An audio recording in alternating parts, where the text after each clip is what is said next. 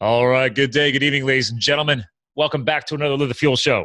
So today, yes, once again, I keep locking down these new guest co-hosts. And again, I'm going to get some shout outs here to Courtney Blair, as well as many other of these. We were just joking around before I hit record with the gentleman I'm bringing on today.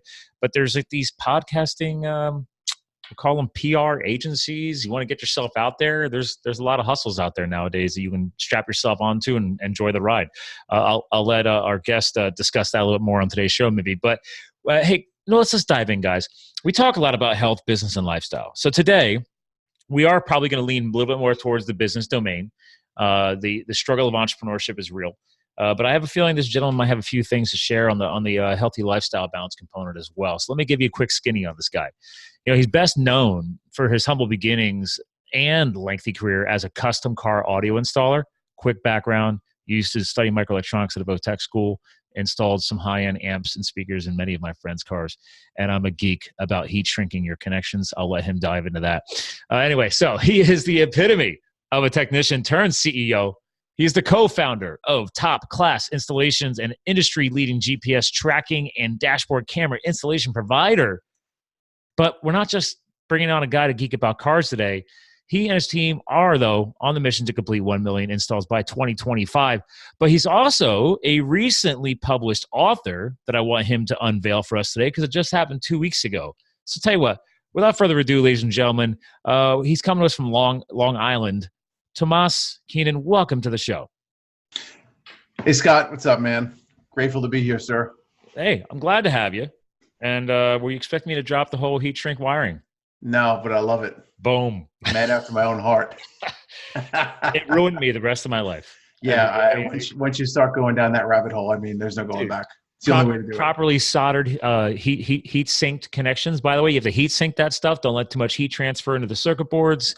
The proper gauge, heavier gauge wiring, this carry the signal. And I still remember the first guy who taught me that, listen, you don't run the sound cables on the same conduit as the power cables. Separate them down each side of the car. Now, granted, this is in the 90s. I'm sure things have changed. I don't know. Am I still on? It's still the golden rule. Boom. All right. Still the golden rule. I guarantee you, like half my audience is like, Scott has never brought that up in 3 years.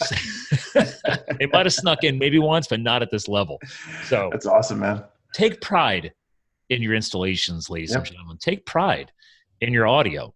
And if nothing else, it's your vehicle that you spend probably a third of your life in if you're here in the US of A. So take pride in how it sounds and take pride in how it's wired so you don't have to worry about things short-circuiting in your trunk, as it happened to a friend of mine, and catching your car on fire. So funny you mentioned that. So this past weekend, I'm driving to my mom's house. I got the whole family in the car. I have an awesome wife and 3 kids. And we're driving on one of the local parkways, and I see this car pulled over on the side. It's a really nice black S-Class Mercedes, late model car. There's 2 dudes. They pop the trunk open, and there's smoke bellowing out of the back of the car. I'm like, oh, my God, what's going on? This guy's car's on fire. Please tell me it was hopefully just a blown capacitor. No, he was pulling out his self-installed speaker box that was installed in like 6 other cars prior, with the amp screwed to the back of it and wiring everywhere. And there's just smoke billowing out of this car. Dude. Like, it's crazy. Guy's got a 6-figure plus car, and he's got, some home brew in the back. Ladies and gentlemen, if you watch the video feed, you can see how I just reacted. So my expressive exhaling, and my body was moving around a lot and cringing. Because I don't care if you got a S-Class Mercedes or what was one of my old cars? A 1995 Chevrolet Beretta GT. There we go. Yeah. Oh, I'm geeking out. Anyway. I'm bringing it back. I'm bringing it back. But let me tell you, my amps were mounted on raised bolt spacers, floating on the back of the 60-40 split back seat. So amps not on the speakers. Speakers, I didn't get into the full custom molded trunk. I wanted to be able to remove my speaker boxes. And I wasn't really even that high end into my music. It was just, since I know how to do it and I was doing it for my buddies, I figured might as well, pimp the ride a little bit myself. I don't know. I get it, man. That's how I got started. I'm turning it into a career. So did you pull over and cringe with them, or? No, I drove right past. Well, there's 2 guys. They're pulling the box out. They don't need help. They're fine. No, they were good. But damn it, at least seriously, people, you buy a nice car like that and you're moving your recycled stereo system over. I don't know. Your priorities are a little messed up. So, Agreed. so when did you start your company? This September coming up. So September 2019 is officially marks the 10-year mark for Top Class Installations. Wow. And Yeah. this is still your core company, right? This is like you're all in on this bad boy. Yeah. Okay. No other side hustles besides becoming an author has jumped in yet. I do have some other side hustles that I'm currently working on, but it's all within the same vein of that author gig. Okay.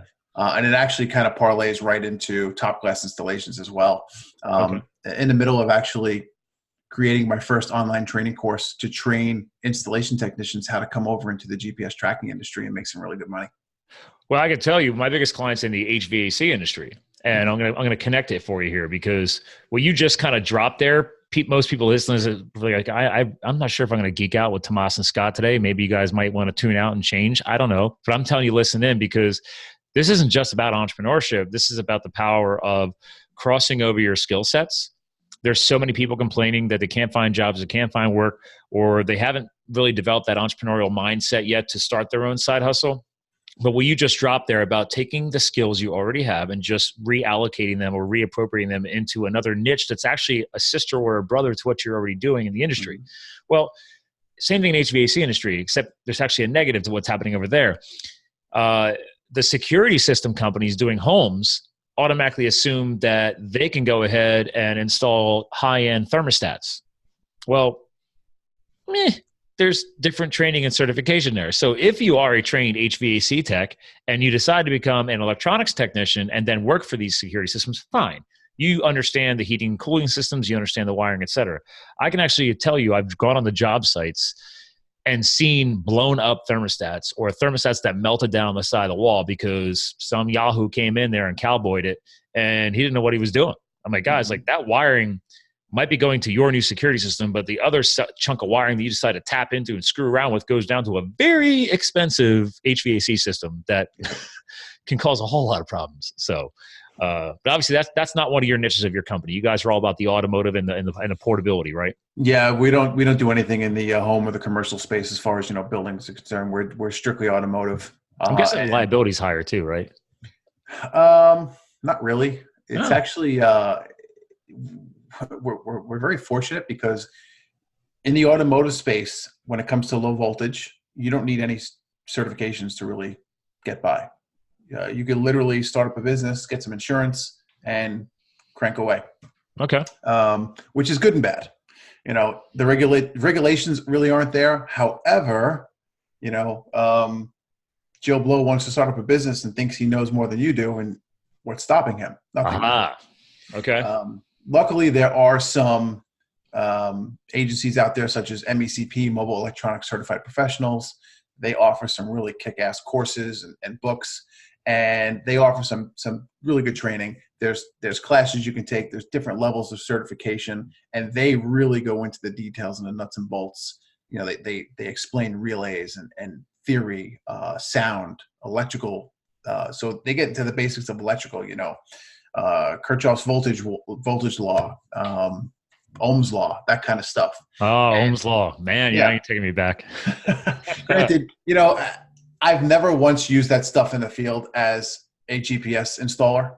However, you need that base, you need that solid foundation to get a better understanding of what you're doing and why you're doing it. Mm-hmm. I think a lot of guys that come into the space today just they don't do that.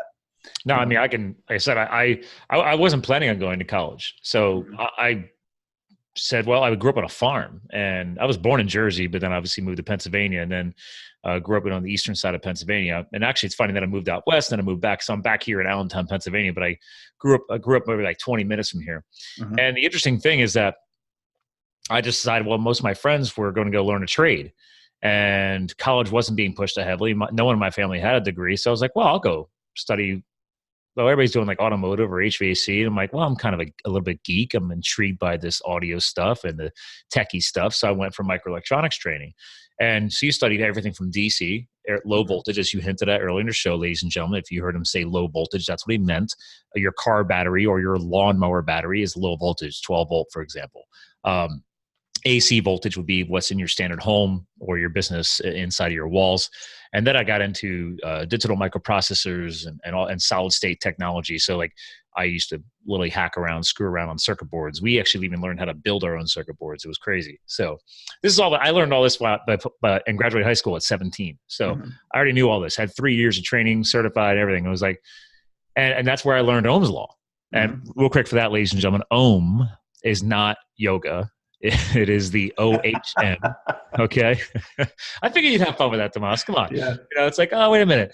Like, no, this is before yoga became a crazy phase here. This is regarding resistance and obviously all tied back to tech and geeking out about power and electronics. So, but Ohm's law is legit. And a lot of people don't even know what the hell you're talking about when you say it. Yep. So true. So it's funny you mentioned the getting certified and learning all this stuff by your 17, because my story is so close to yours, it's not even funny. Oh, really? I'll give you the very early days. So I love podcasting. Yeah, it's just cool. I'm a senior in high school, and I was never a good student. Just me in school just never got along. I didn't like that format for learning. And all right, cool, whatever it is, let's just get this over with and so I can move on and start working. It's kind of how I felt about it. I'm with you. So I go into my senior year and I'm in the second half of the year and I had to take an elective in order to graduate. Oh, so the elective, I had a couple of choices of like, Susie Homemaker classes or some tech classes. And the only shop class too. Yeah. Right. The only shop class that was available in the time slot that I had was technical drawing. Oh. So like, oh, that's cool and all. I can't draw a straight line with a ruler. So I'm like, this is not for me. So I approached the teacher. I said, hey, Mr. Gargiulo, I got this cool thing, cool to me that I'm really into. It's called car audio. And there's this MECP guide. And in the guide, they said, if someone proctors a test like a school librarian, I can become a certified installer. So would you be open to maybe making this my course instead of the technical drawing? Because I'm going to leave here at the end of the year and never touch technical drawing ever again. And I can guarantee you right now that I'm going into the car audio field. Huh. So the guy looks at me and he says, man, let me see what I can do. So a week or two go by. He comes to me and he's like, I got approval from my bosses to do this with you. And he literally set up lessons out of this guidebook. And that became part of my curriculum as a senior in high school, was car audio. So you had to cram all this stuff into a senior year. Yeah, half of a senior year. Hey, because at least mine was over 3 years, and it was what is that? Sophomore, junior, senior year, and I actually only went to the actual high school, which was 30 minutes away from the tech school, for only half the day, and then you went and attended tech classes because I was actually studying. I had to take trigonometry, mathematics, and all kinds of other stuff. But anyway, this was like half of my school day. Yeah. But it allowed me, because I was like, I did so well that I'm sure you can probably go with this, that I finished it early. So the good thing about that tech school is that they said, oh, well, you're finished with the program. I was doing all kinds of extracurricular stuff. Like I was actually managing the tool room, making sure obviously all of our multimeters and stuff didn't like fall away and disappear, and signing out tools and stuff like that. And then finally my professor, he's like, Sky, he's like, you're bored. He's like, we have a job co-op program. And I'm interested to see if your school had this, but they said, listen, you aced every semester, every year of this program. You have nothing left to learn here. Let's get you into a co-op and you can go work for a company and maybe become an electronics technician. So I got to do that halfway through my senior year. So it was like, so I only went to school half a day, and then I went worked a job. Right. And I got to learn professional levels of this stuff. It was so cool. So yeah, that's really cool. Now, did you guys have that type of offering too? No, unfortunately we didn't. So I wound up finishing out my school year, and my final exam for that class was my certification test. So when we had first started this process, we went up and we saw the librarian, Mrs. Thumbser. I'll never forget her. Wait, how'd you say her name? Mrs. Thumbser was her name. Thumbser, as in like your thumb? Okay. Yeah. She was on the 4th floor in the library, and went over there, approached her and said, hey, look, would you be, open to proctoring this test in a couple of months at the end of the year? And she's like, yeah, no problem. She had to submit all this paperwork and do some things on her end. She did it. She held up her end of the bargain. I went up to the library at the end of the year. I took the test, and I didn't have a great score or anything, but I passed the exam, I think, with 77.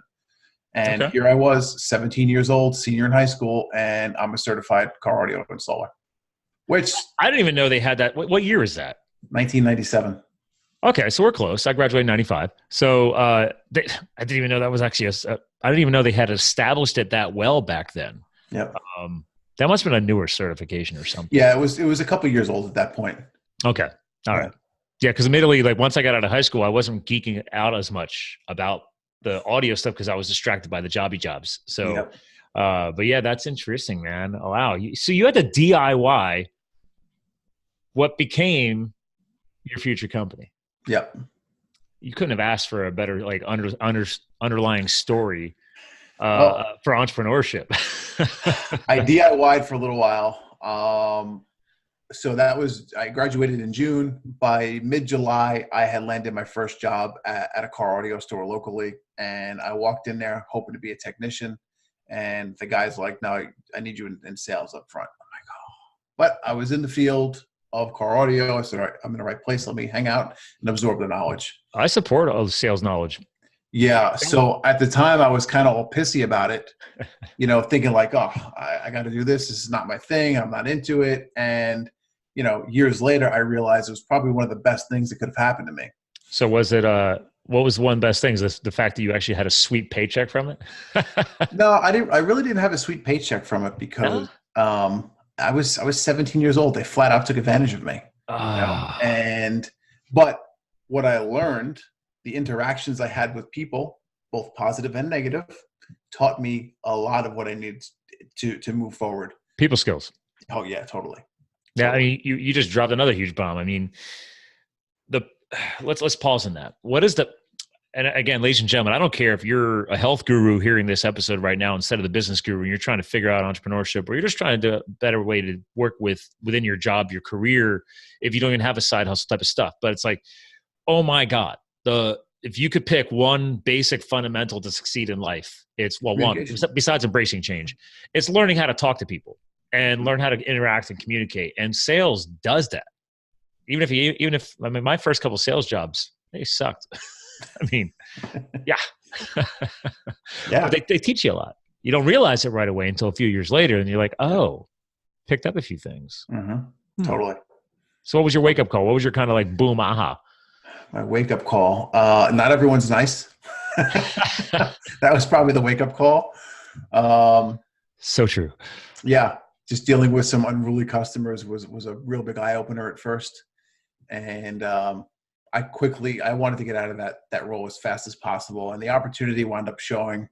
I wound up, moving into the back of the building, which is where the installers, did their work and worked there for a little while. And I got to the point where I was like, all right, I've taught myself everything that I could possibly teach myself about car audio.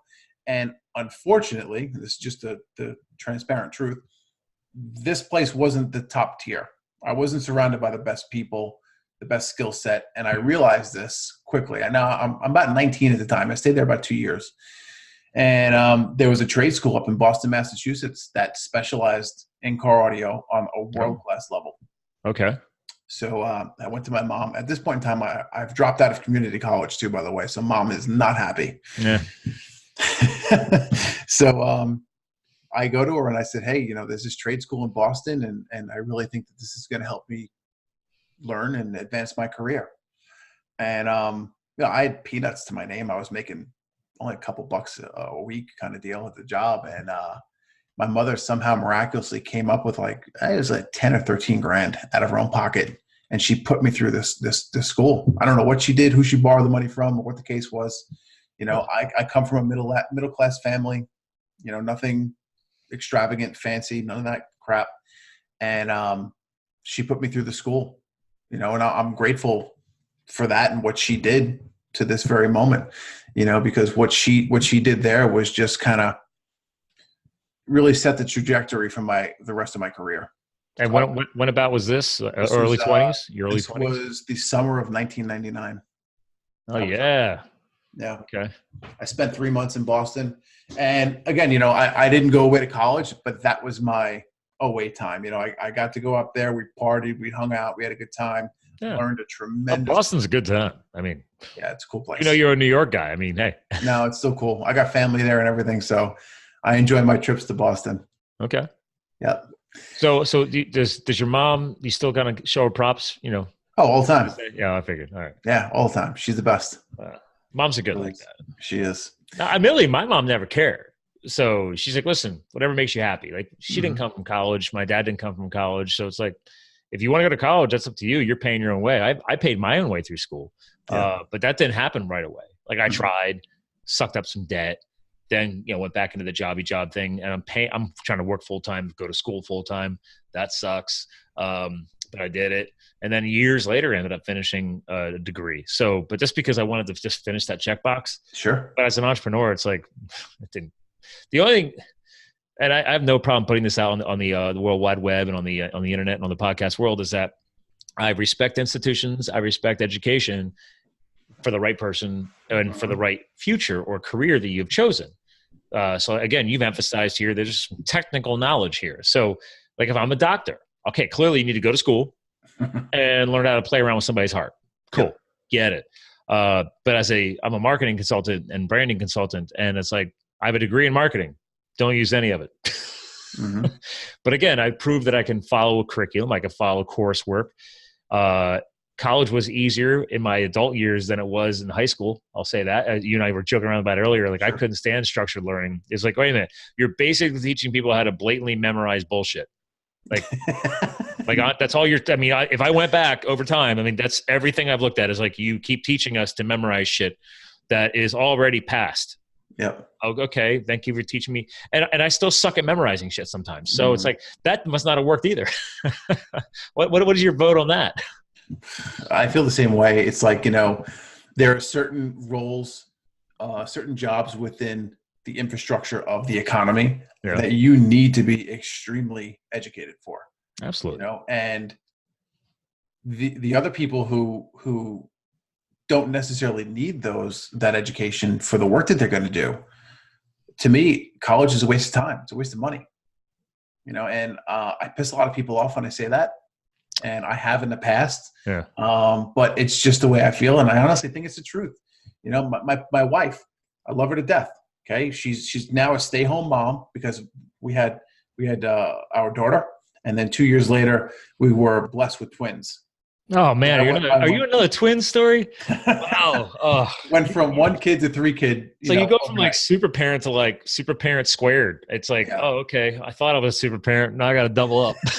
Or in your case, triple up. I mean, yeah. So, you know, thank you. We've got 3 awesome, healthy kids, and we made the conscious decision that my wife is no longer going to go to work because she's going to stay home and take care of our kids. I'd rather my wife and myself raise our children than a daycare, which costs you thousands of dollars. It would have cost us more money daycare than my wife would have brought home from school. And that drives me crazy because my wife has a master's degree in school psychology. Yeah. But see, here's why. Because I studied psychology when I went back to school too. And I was dual majoring, and I was going to graduate with a dual major in marketing and psychology and then go for a master's. And my guidance person or whatever, they're like, well, Scott, you've taken this long to do that. You want to keep going? And I'm like, not really.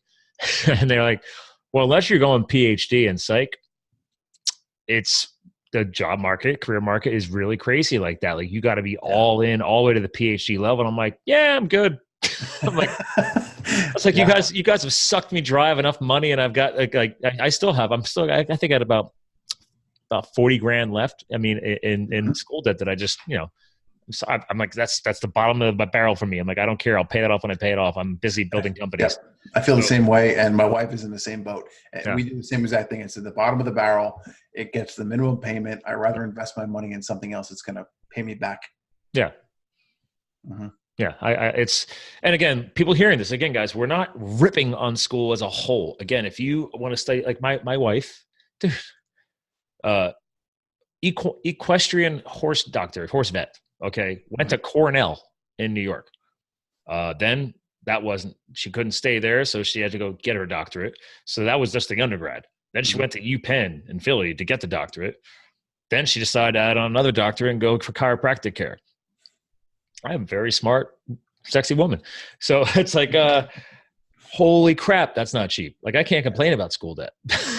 Yeah, Like, that's crazy. those schools are like Ivy League level. I'm like, I went to Penn State University, like state school. Like, we're big, but it doesn't cost that much. Mm-hmm. And even then, it's still expensive. So, I mean, listen, I tell people all the time, like guys, like that's not really the point of this show, but I think it's important for you and I to kind of shout out to the power of technical training. There are Totally. people that are very mechanically minded. Like I grew up, like I originally wanted to go to school as an engineer. When I first started college, I was supposed to go for engineering. And then I saw the course load. I'm like, forget that. but back to my point, you are a very technical, mechanically minded person, which obviously ended up building a company out of it. I, to this day, like still geek out. Like I will go out and wrench on things. Like I have a bike shop in my garage so I can work on my road bikes and my mountain bikes. And I just overhauled the workshop again. And I just built a CrossFit gym out there. I have a very big garage. But it's like, if you are mechanically minded, why do you have to go to college? This is marketing 101. They've been pushing for this. I could say this because I'm a marketing guy. They were marketing it and selling this. Mm-hmm. They don't care how you're going to pay for it. They don't care how much debt you're going to be strapped with when you come out. But then I think vocational, educational, and technical training schools have lost some of their market presence since I went to school.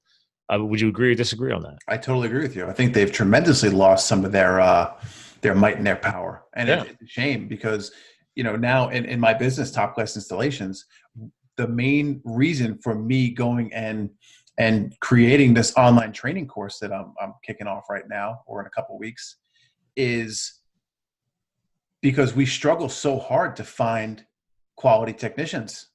So they're not out in the marketplace. And if they are, they usually either own their own business or they're working for somebody else. Yeah. So I decided, let's put this course together and let's train people who share the same core values as we do. So, our motto over here at Core Values, and my book goes into this deep too, is hire for the values and train the skill.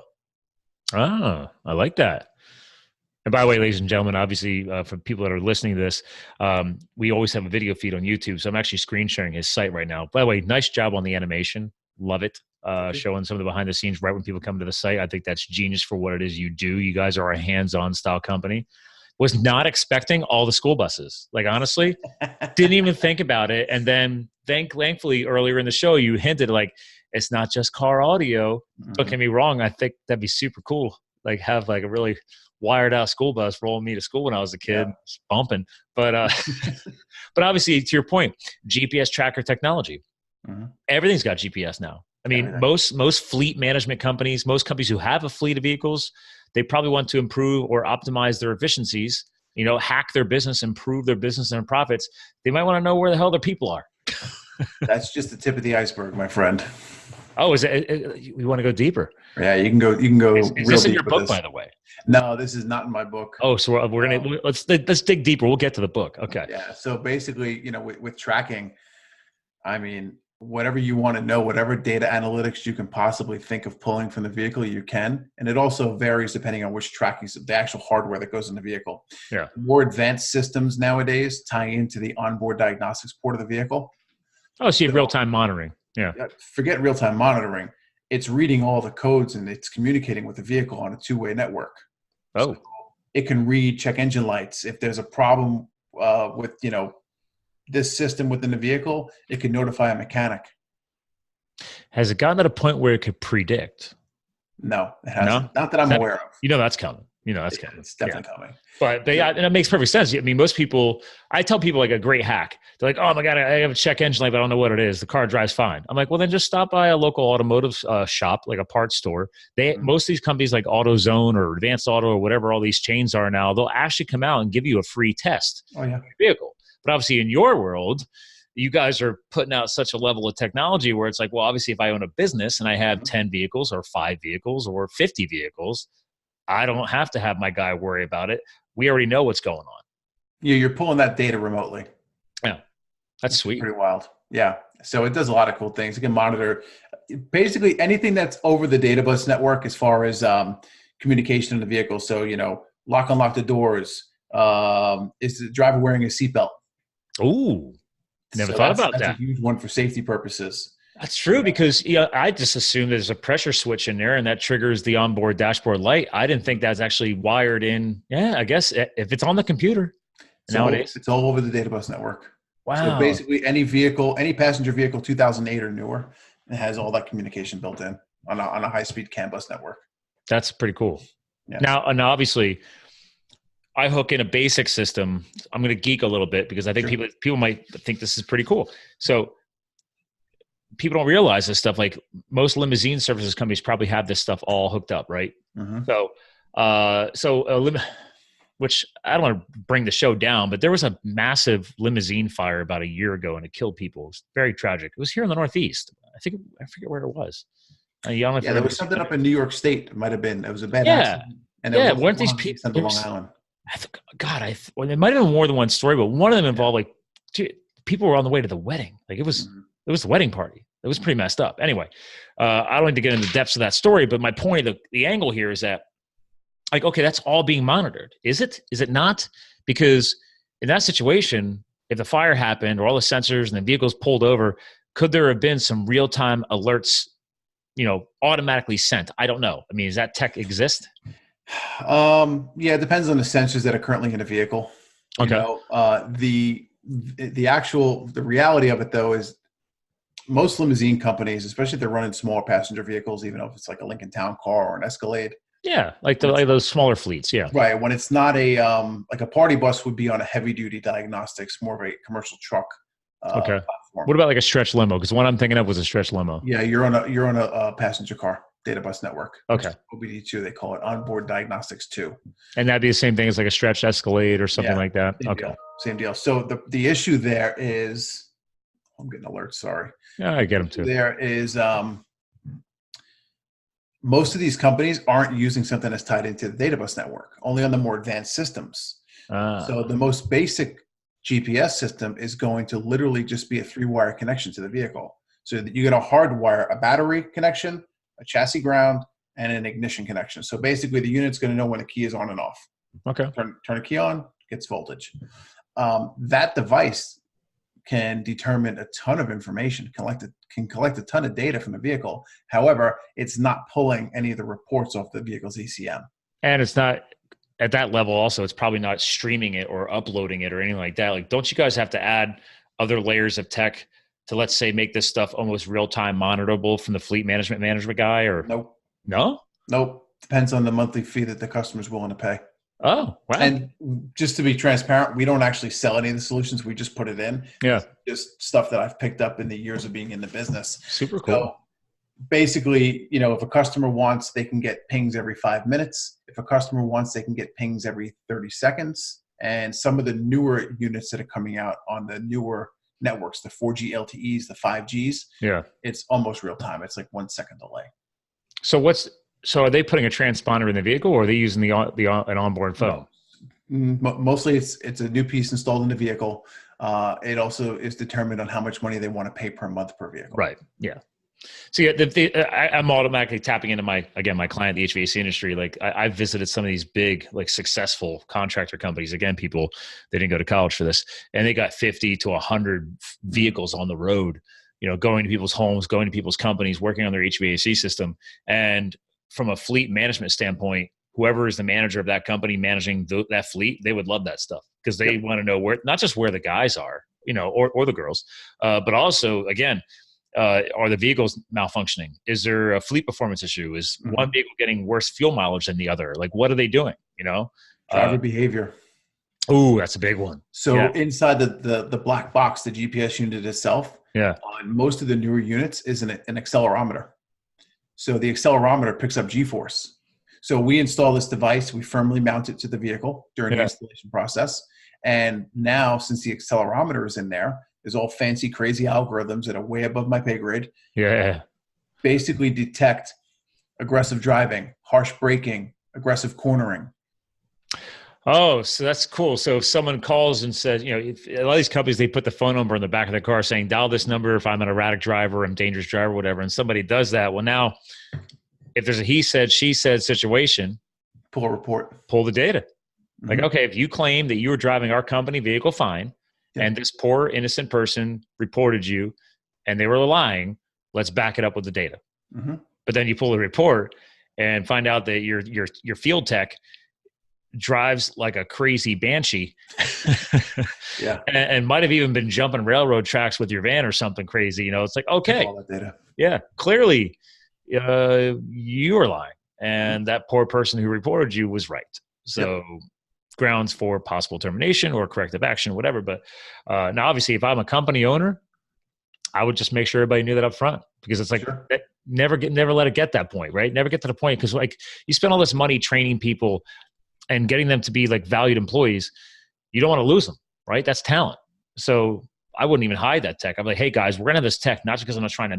I just want to keep everybody in check. Let's keep the vehicles lasting long, running great. Keep you guys professional. Everybody's on the same playing field, and everybody's gonna have a successful career. Because if you fold my company because you hit somebody or you drive like an idiot and we have lawsuits, like you're not gonna have a job. Yep. So that's just me from an owner standpoint. Oh, I get it. I get it. And me from an owner standpoint, and the only reason I learned this is because we went against the grain for so many years. You know, you can curb those issues if you put the structure in the front of your business. If you have your core values, if you have your mission, if you understand your purpose and why you're in business, especially for core values. If your core values are hashed out, you know what they are, you're very clear on them, you're only going to hire and fire to your core values. Well said. When you're designing your hiring process, the people who are coming into your funnel need to align with your core values. So your hiring process needs to basically weed out the bullshit for you. And now when it comes time to do your interviews on the tail end of the hiring process, you're going to have these people who are much more aligned with you, your business, the way you do things, and they're just going to be better employees overall. But you got to put the work in. Now, part of that putting the work in, the reason why I kind of segued this is I was expecting you to dig into some of this. Now, please tell me that's in your book. Mm-hmm. All right, because we're going to do some screen sharing. By the way, did you hear Calvin? Calvin was saying hi. We have a tripod coonhound. We had to save him from cancer and cut his leg off. Oh, man. So when I know, but he still sprints like a banshee. That's my word of the day today for some reason, banshee. But he's a wildcat, and he has no problem saying hi anymore. It's funny because I used to freak out 3 years ago because I was so obsessed about audio quality, and I have a whole sound area set up in here, and then I'm like, wait a minute, he's part of my life. He's part of my lifestyle. I love my Calvin the Coonhound. So it's like, dude, let's keep it real, man. Let's keep it real. Yeah. So, and it hasn't hurt the downloads at all. We're doing fine. So anyway, I'm screen sharing your other site. Mm-hmm. And by the way, kudos. As a marketing professional, I tell people always own your personal brand. What I'm hinting at here is your name is your brand. If you're going to buy a domain name for a business, buy your name at the same time. I've had to teach that to 3 of my clients. They didn't own their name. I'm like, dude, what if, as I'm kind of segueing here, what if you gain all this amazing knowledge and one day you're like, you know what? What if I get into public speaking? Or what if I get into online training? Or what if I write a book? Well, that really doesn't really have anything to do with top class installations. It kind of does, but let's separate that out. You can have multiple brands. Let's build the brand of Tomas. So obviously I'm hinting at, ladies and gentlemen, if you don't watch the video feed, you go to his site, Tomas, Tomas, Keenan, KEENAN.com. We'll have this all in the show, so you always do. He's already got the book. It came out 2 weeks ago from where we're recording now, right? Yeah, that's correct. Okay.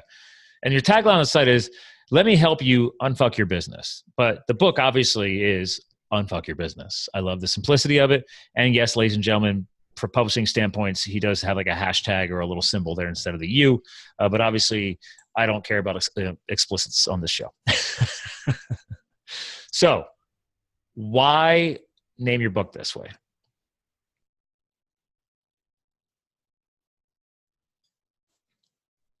Did we lose you? Oh, Tomas was there. All right, Tomas. And as I was asking you before, our wonderful technical difficulties, God bless Zoom and internet and all the fun technical challenges of the world. And you and I are geeking out so much about tech today. I don't think you really care, Tomas. But as I was trying to ask you was why come up with the tagline of let me help you unfuck your business, besides the fact that the statement is so powerful and true.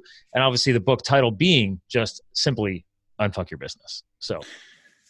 Well, the long and short of it is, Top Class Installations is my second business that I've ever started. I had one prior to this, and it crashed and burned really hard. Wait, hold So on, hold on. How hard? I mean, what are we talking about here? I mean, crash and burn's a common statement nowadays. We talk about like massive fiery death. Are we talking about like car bomb type stuff? Or what are we what are we looking at here? so I lasted 5 years. So I'll give you. Let me just backtrack. I'll give you some more of the story. Yeah. So 21 years of age. I had worked a couple of years now for a high-end audio shop on Long Island. Did some real fancy stuff. And I was a cocky 21-year-old who knew more than my boss. And he wasn't allowing me to do the kind of work that I knew I could do. Okay. So I basically said, all right, have a nice day. Me being not so bright, I quit with $300 cash in my pocket. Ooh. And I went and started my own business. I've done that. Yeah. So 21 years old, $300 to my name, and I just made it happen. Wound up lasting 5 years, believe it or not. And what burned so bad was the shit that no one tells you. You know, oh yeah, go ahead, start your own business. You know, okay, great. What you don't realize, and I go really deep into this in the book, is the second you sign that paperwork, you become incorporated, you crank up that LLC, whatever entity structure you're using. I hope you're using one, by the way. Yes. That was meant for your audience, not you. Oh, I know. I'm agreeing with you. I'm like, yes, LLCs. I just launched my own 501c3, like LLCs, awesome. Like protect yourself. So yes. Yes, exactly. You know, no one tells you that you have all these other responsibilities that you immediately take on. You know, sales tax if you're selling, product to a customer. Did you ever, because I could totally agree with this. Did you remember to do prepaid taxes quarterly? Yeah, I did not. Yeah. Nope. Right? It's like, nope. Holy crap. At the end of the year, you're like, oh my God, you're supposed to do that? I had a good year, I thought. You know? Yeah, that was part of the problem. The biggest one that hit me and smacked me the hardest was sales tax. Ooh. So the first quarter comes around. I wasn't collecting sales tax. I had a decent accountant at the time. He comes to me and says, hey, Tom, I need $7,500 by tomorrow for sales tax. Like, you need what? Yeah. Like, really? Like, oh, man. Yeah, you're selling things. Yeah, selling things. You need to collect it. And I wasn't doing it. You know, I knew nothing about marketing. I knew limited amounts about sales. And that was just on that 1 or year and a half long period that I was doing sales when I first started. Mm-hmm. You know, I knew nothing about bookkeeping. I knew nothing about ordering products and supplies and negotiating, your purchases and purchase orders and all that kind of stuff. I mean, it was just. There's many hats to be worn. So yeah. Great. Another great entrepreneurial book, The E-Myth, or actually the one I read is E-Myth Revisited. Most entrepreneurs pretty much know it, right? Yeah, absolutely. But we didn't know that then. Nope. So it came later, and then you're like, how many hats do I got to wear? And then you read the book, and you're like, oh, yeah, I got to find some people to wear that hat, mm-hmm. or just outsource. So, in my case, exactly. So in the book, I kind of go deep, not really too deep, but I talk about some exercises that you can do in order to figure out what are those first hires that you need, so you can start taking some of those tasks off your plate and delegating them to the correct people. Mm-hmm. Yes, they're all essential parts of owning a business, but, for instance, I mean, I personally enjoy marketing. Some people hate it. So, why am I going to go and do something myself that I absolutely despise doing when there's somebody out there who enjoys doing it and is going to do a better job of it? I agree. I told I now run all the marketing for one of my clients, and I was just like, why do you keep trying to do this? This was before they finally handed everything over to my agency. Mm-hmm. And they're like, what do you mean? I was like, you're running the company. So should you be doing that? Like, yeah, I know, but it's a sales and marketing company. I'm like, yeah, but like your own marketing, you don't have time to do it.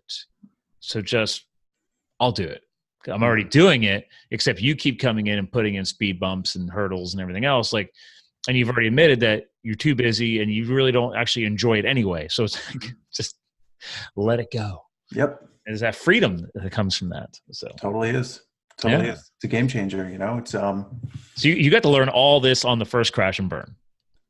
Parts of it. There we go. So see, that's the other quick lesson, ladies and gentlemen, as he just hinted at there. Another big bomb for you from Tomas is that it doesn't happen overnight, does it?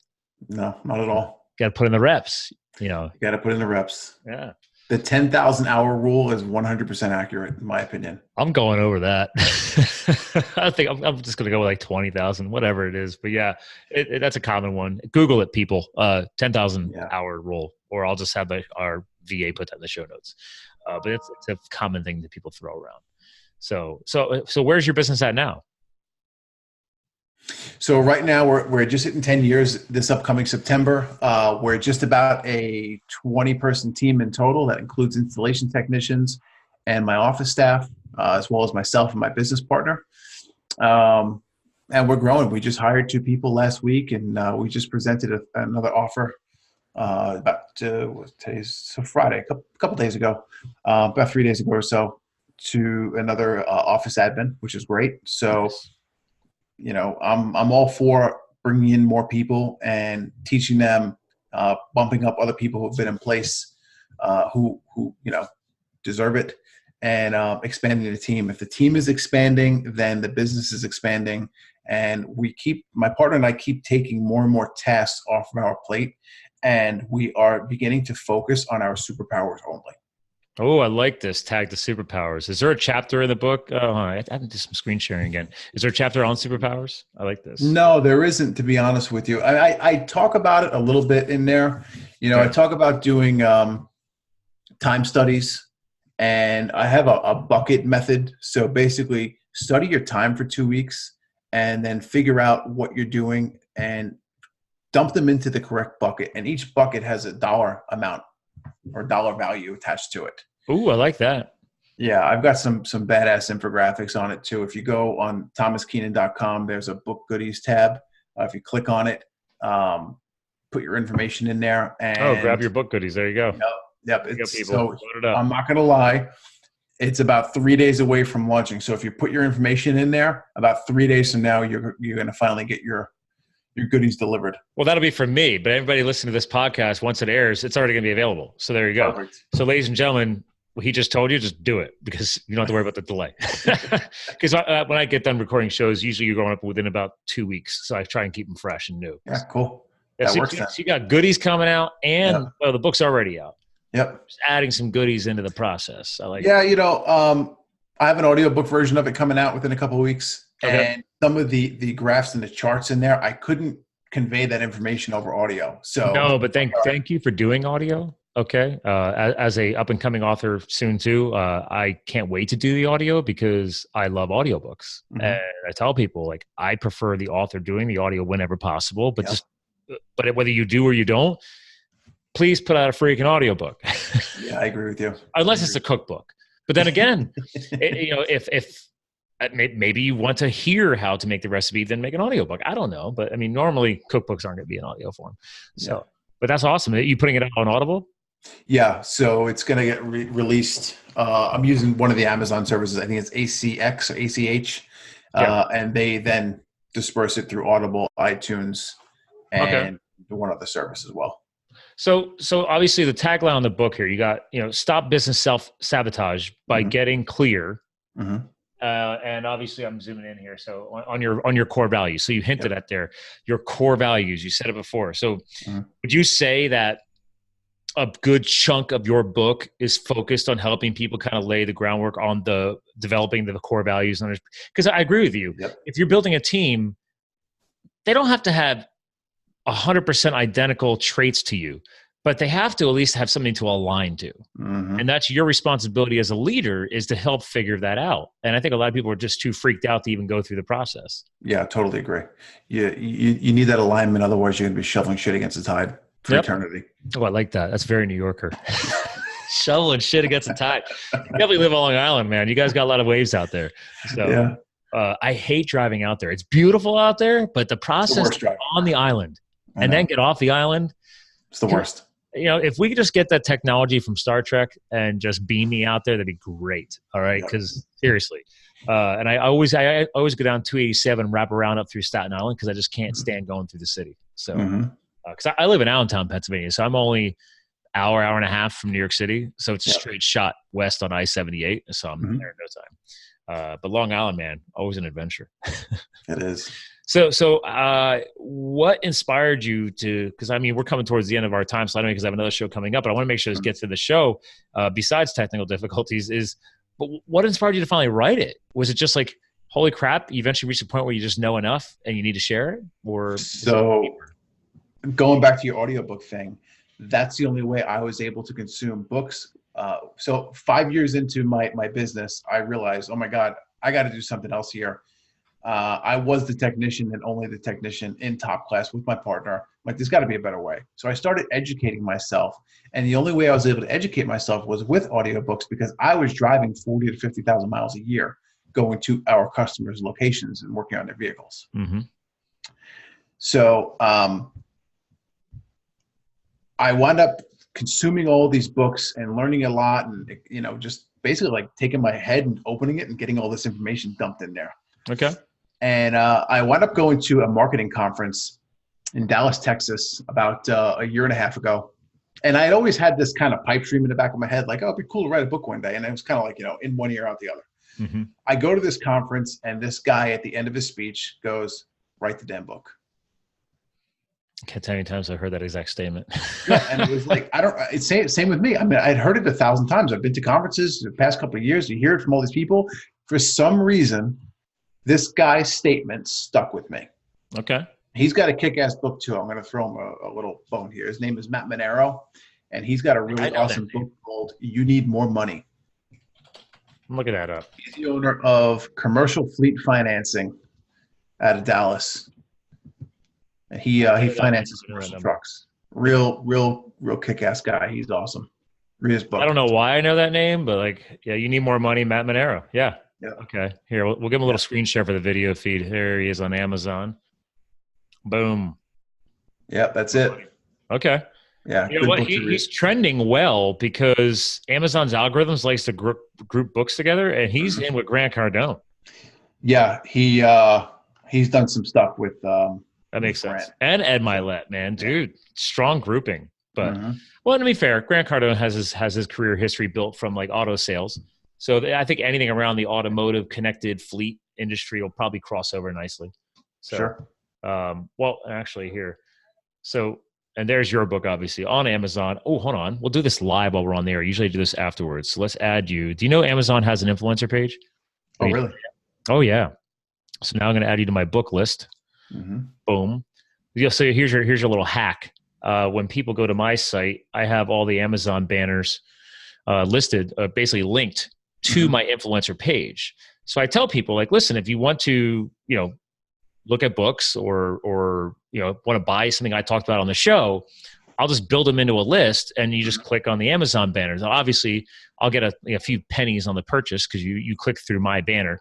But then here you can build out lists. So I have my gear, I have my book lists, and I have like health stuff that I bought on Amazon. So I can just list it all here. So I spent a long time building a library out on my website, but then I keep interviewing new authors like you, and I'm like, okay, I'm kind of done with it. It's like 80% of the population is buying on Amazon. Let's just build out an Amazon influencer page. So yes, you can actually create your own Amazon influencer page. Amazon approves you, and then you can create kind of your own storefront within Amazon. So cool. Good to know. Yeah. So anyway, 2-week-old author, you dumped your brain all over it. Or in this case, I voice transcribed my book. So I said I word vomited all over the place to create the book. So got a delay here. Yep. See, I love technology, man. Yeah, you delayed a little bit there. Hold on. See, now you're moving again. All right, I think we're back. What the heck? I never have problems this time of day. And there's no rain. It's me. It's because we're both tech geeks and wants to do it to us. So, but anyway, I was just saying that I chose to word vomit all over the place because I voice transcribed my book, and I'm still finishing the editing process. How long did it take you to edit? Nope, struggling. Bad connection still, man. Man, come on. Hold on a second. So you can't hear me at all, or is it actually breaking out? Now I can. It's podcasting. Your video is stopped completely. Oh yeah, it's because I did that. So because I don't care about me, it's all about you. So again, YouTube is secondary, audio comes first. But the last question I was trying to get out here as we come towards the end of the show is like, How long did it take you to quickly, as far as editing the book? Did you write it faster than you edited it, or did you edit it faster than you wrote it? Oh yeah. Okay. I wrote it super fast, and editing was tough. Okay. Yeah. Real That's where tough. I'm at right now. I'm still finishing my editing and it's god awful. I just don't even want to do it. Everybody's like, Yeah, we should just hire an editor. I'm it's like, but you still have to do your initial edit before you give it to an editor. yeah. So I hired an editor, awesome service, and I wrote the book.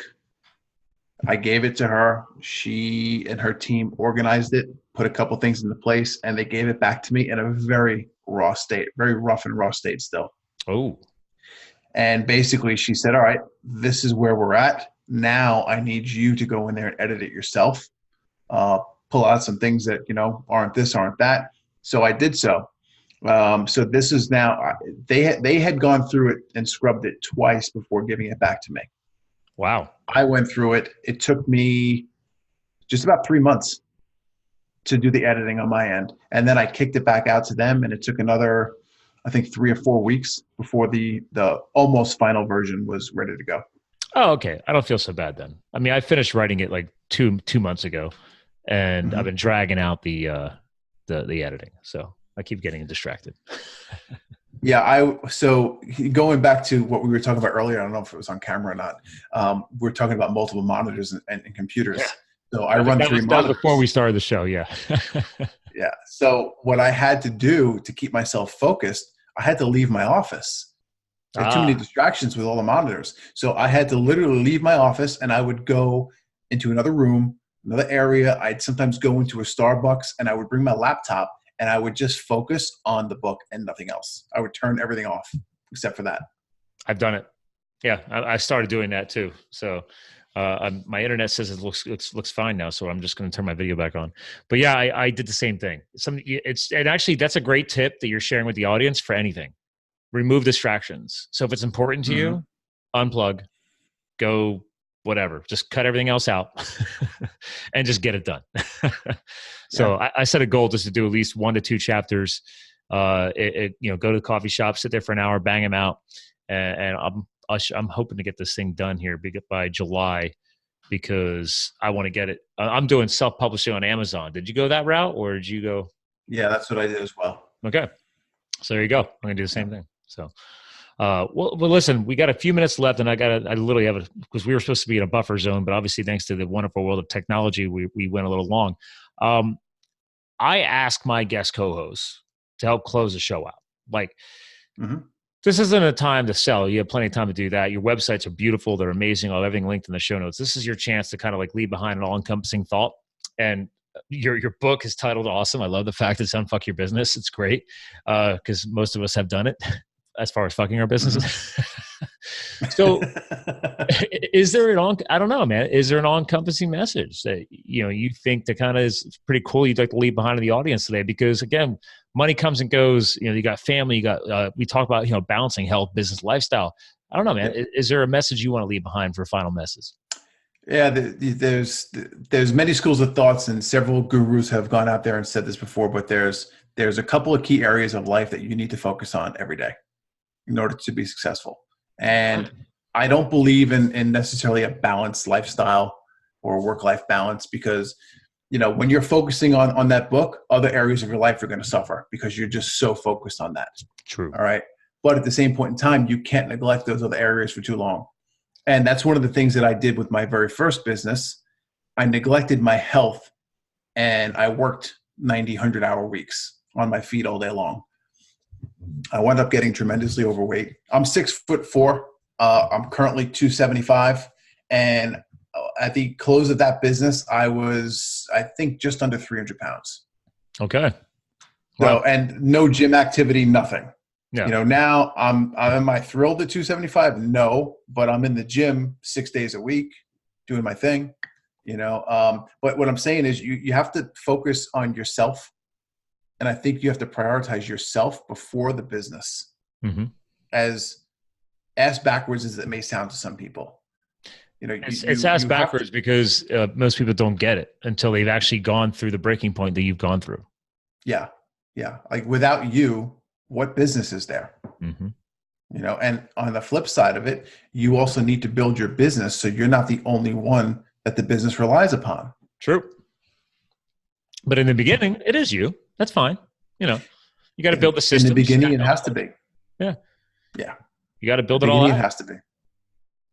Mm-hmm. Now, I love the fact you close it out that way because, we could always do another whole show just on weight management, weight loss, but I've done them time and time again.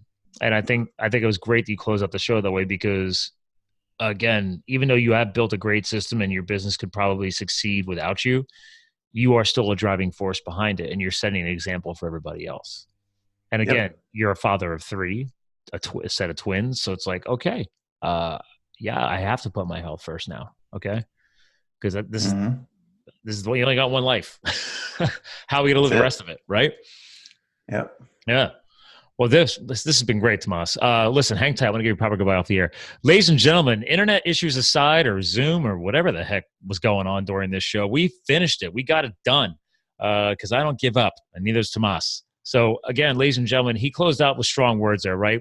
We want to make sure we're balancing our health and our lifestyle, but as he hinted, it's not always a balance. It's okay to hit the extremes.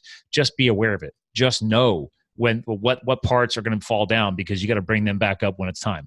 All right. So keep living a balanced but yet active lifestyle because you're going to get hit hard. And trust me, I'm hitting hard on the book right now. Tomas is hitting hard on his book launch and obviously his new goodies. So when this show comes out, make sure you go visit his site. Again, it'll be linked in the show notes. You can go check out those that little goodie pack that I got to wait a couple days to score. But I'm going to put my name on a list at the end of the show here so I can check out his all of his graphics and his fun stuff. So again, ladies and gentlemen, it's already on Amazon. Unfuck your business. Get it.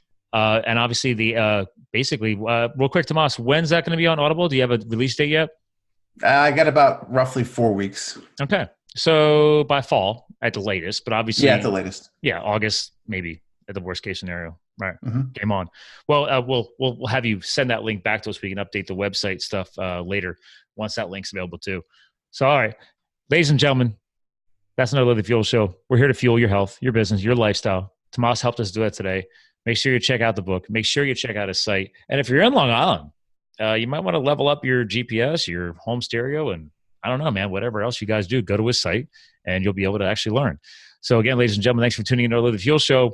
Remember, you too can live the fuel. We'll talk to you guys again soon.